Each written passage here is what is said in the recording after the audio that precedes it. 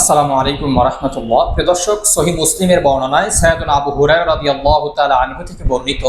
বিশ্বনবী ইরশাদ করেন, ৫ ওয়াক্ত নামাজ, এক জুমার নামাজ হতে অপর জুমার নামাজ, এক রমজান হতে অপর রমজানের রোজা কাফফারা হয় সেই সকল গুনাহসমূহের যেই গুনাহগুলো এর মধ্যবর্তী সময়ে করা হয়, যখন কবিরা গুনাহ থেকে বেঁচে থাকা হয়। প্রিয় দর্শক, যদি কোনো মানুষ কবিরা গুনাহ থেকে বেঁচে থাকে, তাহলে ৫ ওয়াক্ত নামাজ, এক জুমার নামাজ হতে অপর জুমার নামাজ, এক রমজান হতে অপর রমজান এর মধ্যবর্তী সময়ে